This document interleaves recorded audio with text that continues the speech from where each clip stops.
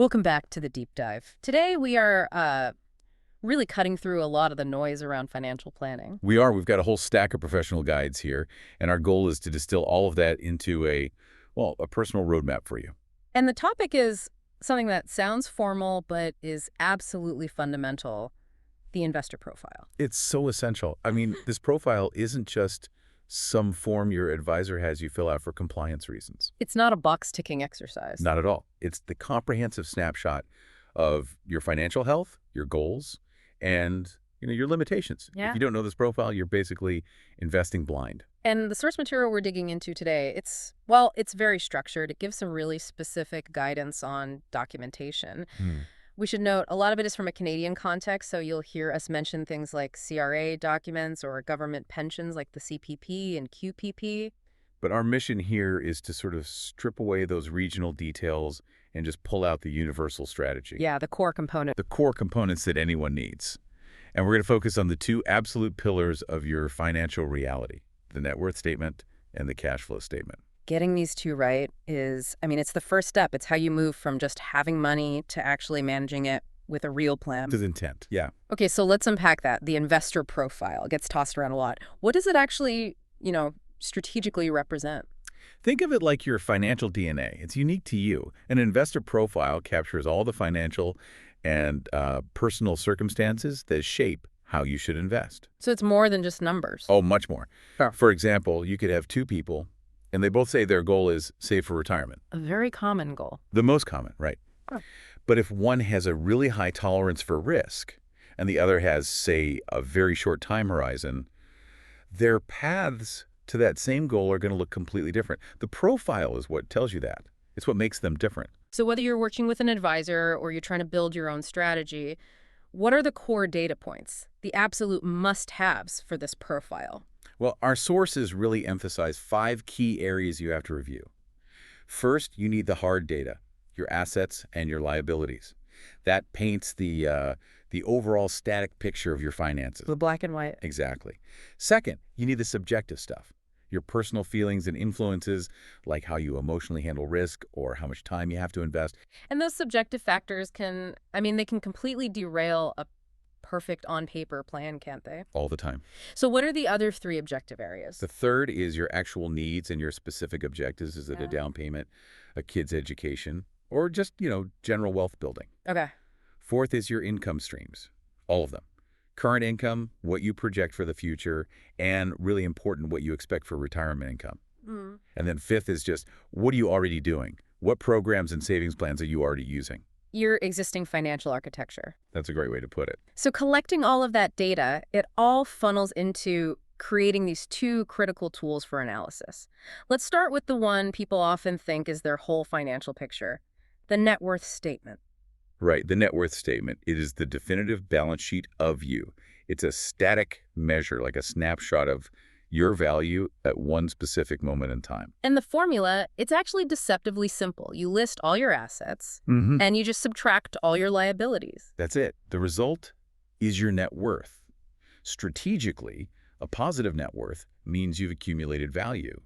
A negative net worth, well, by definition, that means you're underwater. Unsustainable. It's an unsustainable position, at least indefinitely. So what's the strategic goal here, beyond just wanting that number to be as big as possible? The main goal is to establish a measurable benchmark.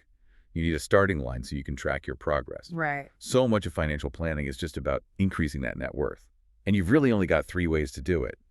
Get more assets, make your current assets more valuable. Like renovating your house. Renovating your house, improving your business, exactly. Or, and this is critical, systematically paying down your liabilities. Which brings us perfectly to its companion statement. Cash flow. If net worth is the static picture, cash flow is. It's the movie. It's the velocity of your money. This is the lifeblood statement. This is where you take all your income. It has to be your net income after tax. After tax, that's a key point. A huge point. And then you subtract all your outgoings. Every single expense, every bill, every debt payment. It doesn't matter if it's good debt or bad debt. And what's left tells you one simple thing. Did you earn more than you spent this month? Precisely. Yeah. If that number is positive, you have money you can use for new savings, new investments, whatever you want. That's the engine of wealth. And if it's negative? If it's negative, you are in a financially destructive position. You're using up savings or maybe even selling assets just to cover your recurring costs. And this is only really accurate if you stop guessing and actually use a budget, right? Based on real spending. You have to. Otherwise, it's just a fantasy. Okay, let's zoom in on the components, starting with the asset side of the ledger. What kind of assets should you be tallying up? Well, we're looking for anything you own that has a cash value. And assets really do two things for you. They add market value to your net worth, and they can act as collateral if you need to borrow money. What are some of the big categories people shouldn't miss? For most people, the biggest is their principal residence, their home. Then you've got other real estate, cash, all your investments, both registered and non-registered, and of course, any employer pension plan savings. Okay. And don't forget the cash value in permanent life insurance policies. And in a system like Canada's, you have to estimate your government retirement benefits, your CPP or QPP. And there are tools for that, right? The government has calculators. Yeah, the government has a retirement income calculator that can give you a pretty good estimate. This is where that specific paperwork becomes so important. You mentioned the Notice of Assessment, the NOA from the CRA for our Canadian listeners. What vital info does that piece of paper have that, say, my bank statement would miss? It tells you your capacity for future tax advantage savings. That is pure strategy. How so? Well, the NOA summarizes your taxable income, sure, but the critical part is that it explicitly tells you your available RRSP deduction room and your TFSA contribution room. Right, the limits. The limits. Without knowing those limits, you're either leaving tax deferral on the table or worse, you're over-contributing and getting hit with penalties. Speaking of penalties, what should you look for on the actual investment statements themselves, like for an RSP? Beyond just the total amount and how it's invested, for risk and diversification, you're looking for two red flags. First, are any of the funds locked in? Yeah. Maybe from an old employer pension plan. Meaning you can't touch them. You can't freely access them, right? Second, you have to check your contribution habits. Our sources highlight a very specific rule here. You can actually over-contribute by up to $2,000 before the big penalties kick in. But that $2,000 isn't tax deductible. It is not. So it's a tiny, tiny margin for error that you have to manage carefully. And what if you, or an advisor, sees someone is regularly taking money out of their RRSP? That's a huge signal. It means they're using retirement savings to supplement their income, which defeats the entire purpose. It points to a structural cash flow problem. And maybe a need to formalize that, like converting to a RRIF or an annuity? Exactly. It also connects to how dependable your income is. Those government pensions are stable, they just rise with inflation. But income from, say, your own business can swing wildly. That variance totally changes your ability to invest consistently. And of course, the tax return confirms your marginal tax rate, the rate on your next dollar earned. That's strategic gold. Knowing that rate tells you if a tax deduction is more valuable to you right now or if a tax-free strategy is the better play. Okay, so now we have to shift our focus to the other side of the coin. Liabilities. If assets build your worth, liabilities are the debts that reduce it. Liabilities are the claim that other people have on your assets or your future income. You have to scrutinize them just as much as your assets. Our sources make that classic distinction between good debt and bad debt. Good debt being like a mortgage to buy an asset, bad debt being high-interest credit card spending. Right, but we have to challenge that a little. A mortgage is good debt in theory because it buys an asset, but if those payments are eating up so much of your cash flow that you're cash poor every month, that good debt can be crippling. It's not so good in practice. Not at all. Strategic debt management is about making sure all your debt is serviceable without damaging your day-to-day liquidity. And the numbers are just staggering.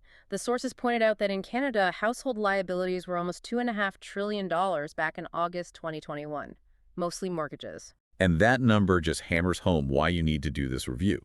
Especially when interest rates are rising, you have to build a buffer into your cash flow to handle those higher costs. The key is in the liability documents. What's essential on those statements? On the mortgage statement, it's the biggest liability for most people. You need the amount owed, the principal and interest payment, the rate, the term, the amortization. The strategic review might show that refinancing could lower that monthly payment and dramatically improve your cash flow. Even if the total debt is still high. Right. It's about managing the flow. We also have some niche liabilities, like the reverse mortgage. That one feels tricky. It is because it flips the whole equation. A reverse mortgage pays you from your home equity, and you only repay it with interest when you sell the house or, pass away. It's a huge estate planning issue because it reduces what's left for your heirs. And things like a line of credit or a HELOC, a home equity line of credit, those directly hit your monthly cash flow. Directly. The statements show what you owe, the minimum payment, and that variable interest rate. All of that feeds right into your cash flow burden. So we've bit the two statements. We have the assets, the liabilities, the income, the expenses. Let's connect the dots now with the case study you found for John and Jane H. This is where it all comes together. This is the synthesis. The review of assets and liabilities gives you net worth. The analysis of income and expenses gives you cash flow. And John and Jane are the perfect example of the difference between static wealth and dynamic liquidity. So let's look at their net worth snapshot first. On paper, they look fantastic. Total assets of over $1 million, $1,063,400. Wow. A lot of that was tied up in real estate. Their home was worth $526,000, and they had a cottage worth $360,000. Their liabilities were pretty manageable at $240,000, mostly mortgages. So that gave them an impressive net worth of $823,200. Fundamentally wealthy. Absolutely. By that number alone, you'd think they have zero financial worries. Now we look at the cash flow statement, which shows the motion of their money. And this is where the story changes. Their combined net income was very stable, $9,300 a month. And in month one, things were great. They had a healthy positive cash flow of $2,690. Almost $3,000 extra every month. That's a great cushion. A very robust cushion. But then real life happened in month 3. Exactly. Their expenses didn't just creep up, they spiked. They shot up to $12,710. And this was because of one single discretionary item, a $7,000 entertainment cost for a family holiday. One vacation. One vacation completely distorted their monthly picture. And that one decision flipped their entire equation. It resulted in a negative cash flow of minus $3,410 for that single month. This is the ultimate aha moment. Yeah. It shows that even people with a high net worth, people who are millionaires on paper, have to be incredibly careful with their cash flow. You can't pay for a vacation with the equity in your cottage. Not on a Tuesday. Not on a Tuesday, no. You need liquid cash reserves to handle that kind of swing. So the lesson is crystal clear. Net worth is not a monthly budget. It's a measure of potential. It's the measure of accumulated value. Cash flow is the measure of your monthly discipline and your sustainability. A real financial strategy has to balance both. You have to make sure that your drive to build long-term wealth doesn't create a short-term crisis where you can't pay your bills. That is the foundation we build everything on. This deep dive has really shown that the investor profile, it's an ongoing analysis. It's not a one-time thing. No. It demands you get into the details, your tax assessments, your investment statements, your debt details, all to figure out those two critical numbers. The static value of your financial life, your net worth, which is just assets minus liabilities, and the dynamic flow, your cash flow, income minus expenses. And when you truly understand both of them, you stop just reacting to your finances and you can start actually planning. You can create clear, measurable strategies to build your wealth and make sure you have that positive cash flow. The synthesis is everything. It is. You know, we noted that income from government sources is stable, but business income can be all over the place. So if you rely on that kind of variable income, or if your lifestyle includes big periodic expenses like John and Jane's holiday, how much bigger does your positive cash flow margin need to be in the good months? Right, to cover the lean months. To cover the lean or the expensive months. It raises that essential question of how you balance illiquid long-term assets, like a house or a cottage, with the liquid cash you need just to live your life smoothly month to month. Something for you to chew on until our next deep dive.